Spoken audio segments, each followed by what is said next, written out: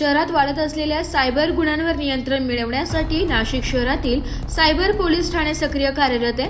Police आयुक्त संदीप कर्णिक यांच्या मार्गदर्शनाखाली आणि वरिष्ठ पोलीस निरीक्षक संजय पिसे यांच्या निरीक्षणाखाली एपीआय संदीप बोराडे हे ठाण्याचे कामकाज तत्परतेने पार पाडत आहे। सायबर पोलीस ठाण्याचे मुख्य काम मोबाईल चोरी, ऑनलाईन आर्थिक फसवणूक, नोकरीचा आमिष दाखवून फसवणूक, सोशल मीडियावर फेक अकाउंट तयार करून फसवणूक अशा डिजिटल गुन्ह्यांवर लक्ष ठेवणे।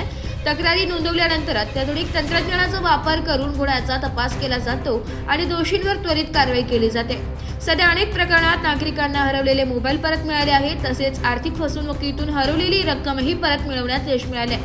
सायबर पोलीस ठाणे नागरिकांमध्ये सायबर सुरक्षा जागरूकता वाढवण्यासाठी शाळा, महाविद्यालय आणि सामाजिक संस्थांमध्ये विशेष मार्गदर्शन कार्यशाळा आयोजित करते।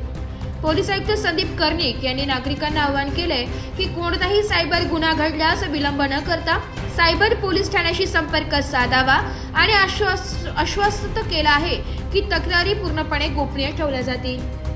ब्युरो रिपोर्ट, नाशिक लोकशाही न्यूज, नाशिक।